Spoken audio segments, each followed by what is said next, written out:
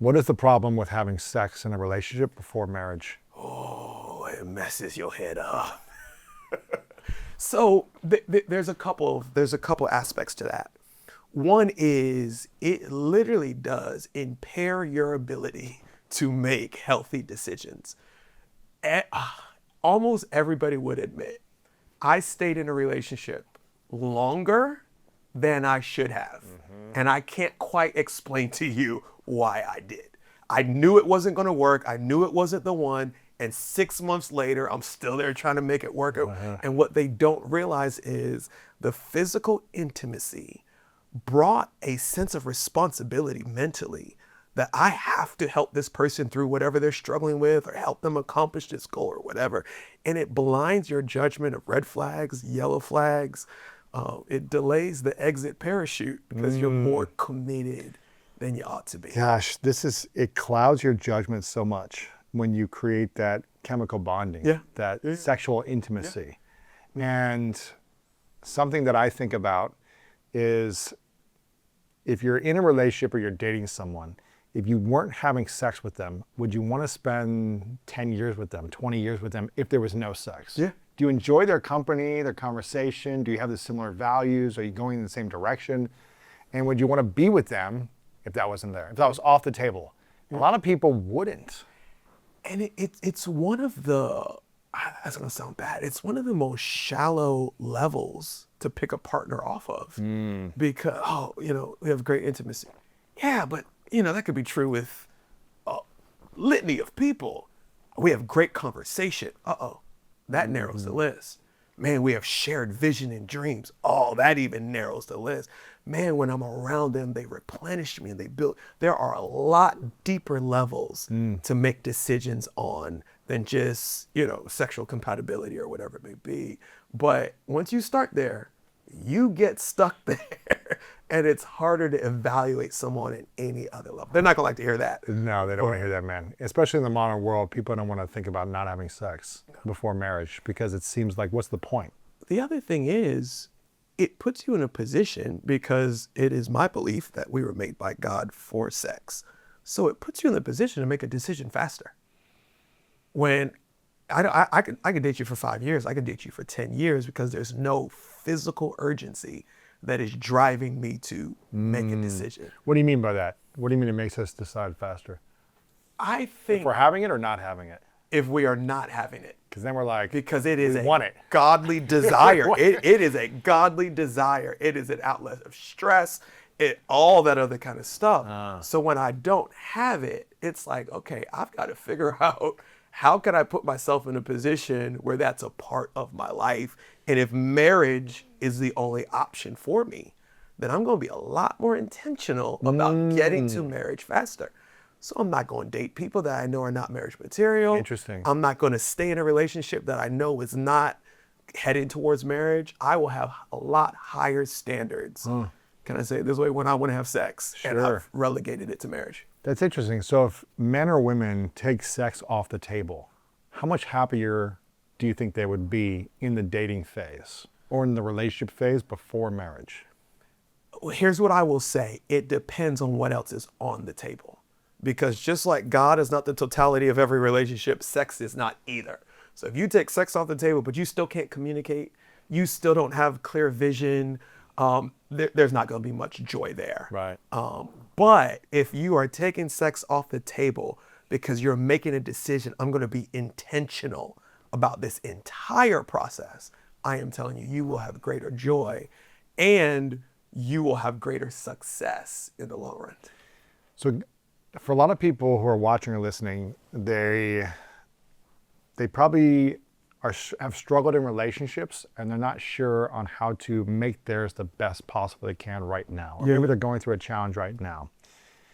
And it seems like we've got single phase, dating phase, committed dating phase, and then a choice to be married and committed, hopefully long-term phase. And then marriage, right?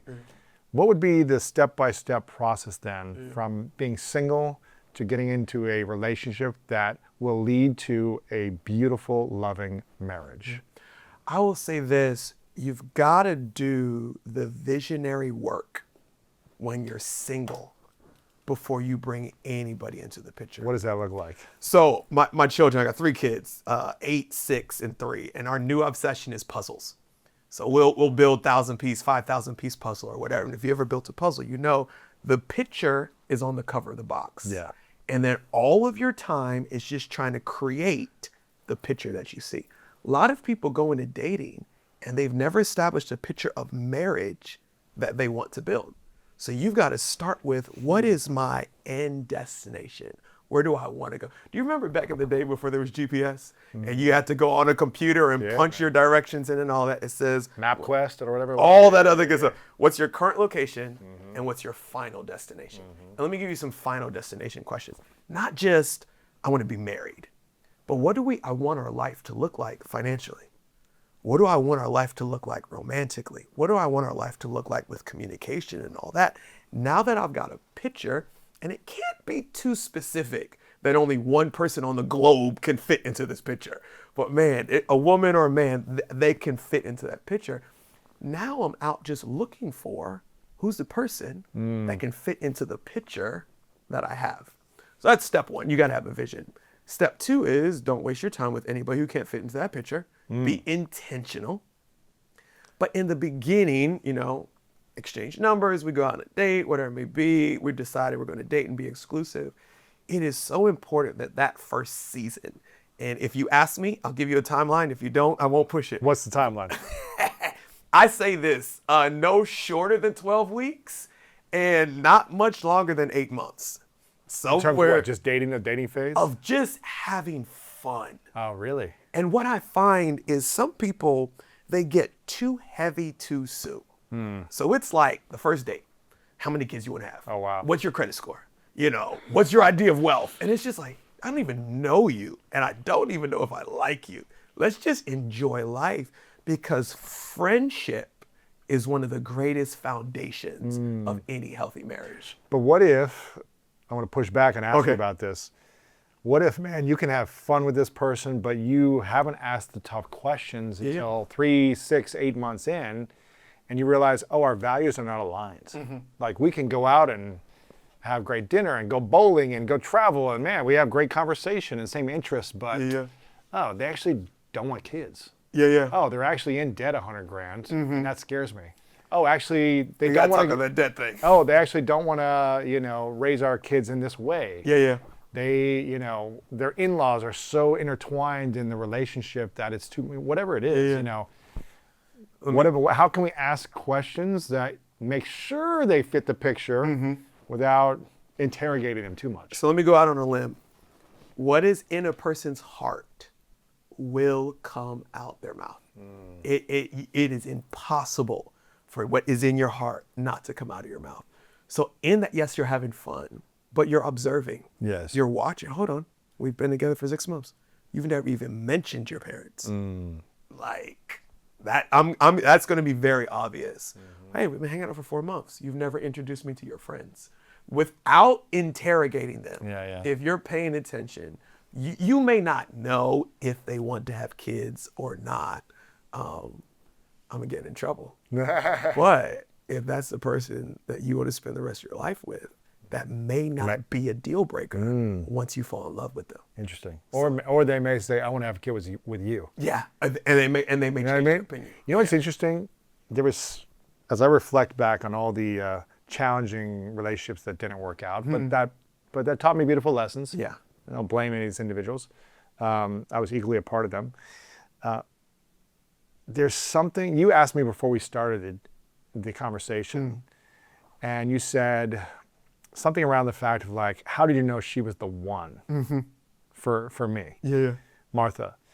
And I didn't really give you the clearest answer, but I knew she could be the one when I realized she was resourceful enough to take care of our future kids if we had them and something happened to me where I died.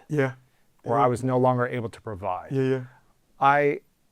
I trusted that she was a resourceful woman, that she was a spiritual woman, that she was able to do things where she could provide and value in so many other ways to children if we decided to have them, and if we decided to get married, all these different things, a few months in. Yeah, yeah. And I was like, this is a woman. Yeah, And I was always dating girls. yeah, yeah. Where I felt like I had to rescue or they weren't resourceful, but this person I can trust with my kids. Yeah. And that made me feel like, oh, this is, maybe she's not the one, but she could be the one. Yeah. It was like a feeling. This conversation, it might end a few relationships. Hopefully it starts some too. I was dating this girl. I was actually in high school at the time. And I was dating this girl and my mom just couldn't stand her. Ooh. But my mom knew I was stubborn enough that if she told me, I'd have studied and stayed in it a lot longer. And she said something along the lines of, she said two things. She said, one, Stephen, I'm pretty much the same girl I was when I was 16. And she's like 54 at the time. She said, I've matured and all that, but my personality is the same. What she was saying is, Stephen, you're waiting for this girl to change. And she's not going to change. The other thing she said is, pick somebody that you wouldn't mind raising your children.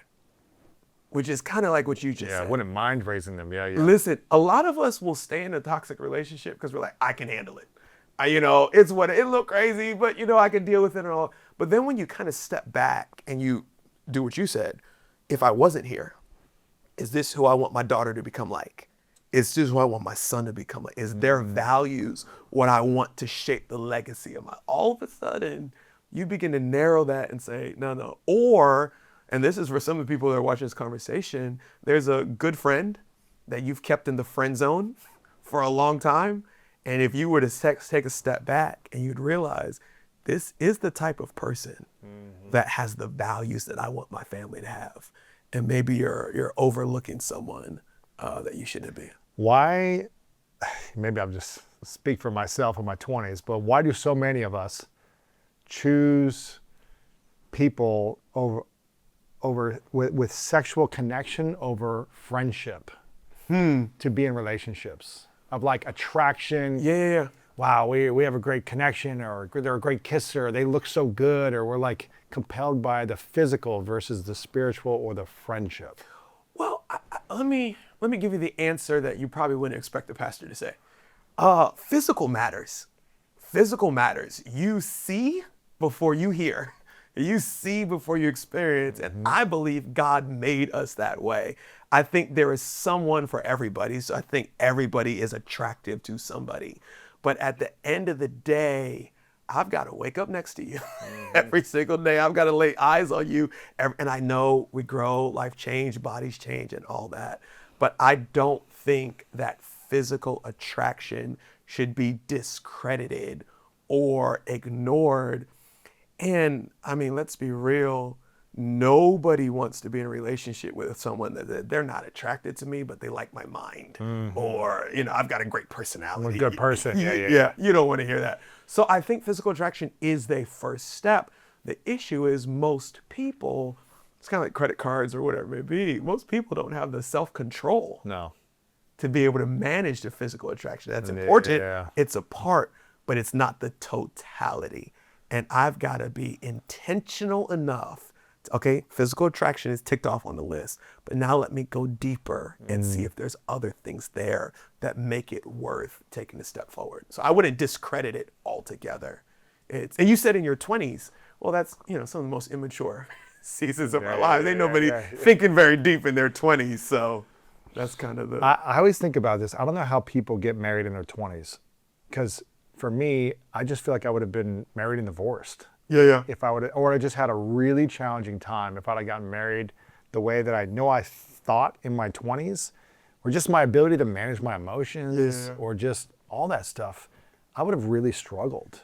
Do you think people should wait longer to get married, or getting married young is a good thing? Absolutely not. Get married young. Really? Okay, so I'm gonna get in trouble again.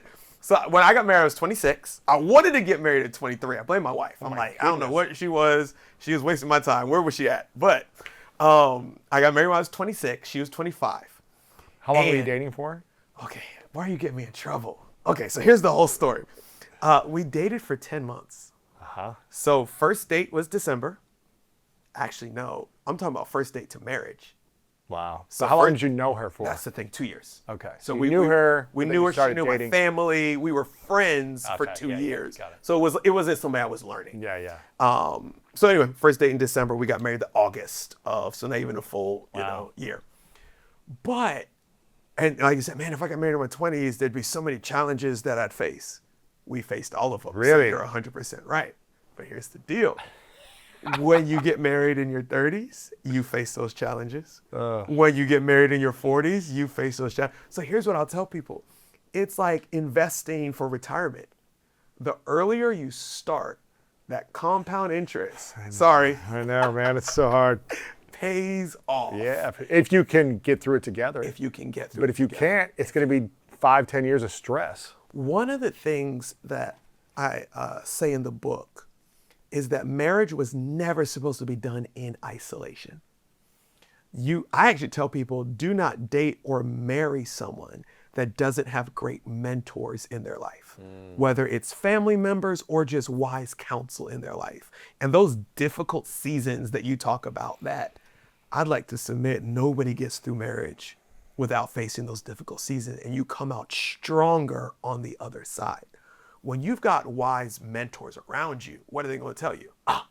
We've been through the same thing. Yeah. You want to kill each other? Yeah, been there, done that, bought the t-shirt. You'll make it through. Oh, you're just being prideful. You need to humble yourself. Oh, no, that's major. Y'all need to go to counseling. You've got people to walk you through the journey. And all of a sudden you realize, no, this is normal. This is par for. A lot of people jump out of a marriage because they didn't have anybody in their life to tell you, this is normal. Thank you so much for watching this video. If you enjoy this and you want more inspirational content, make sure to click the subscribe button below and click right here to watch what's coming next.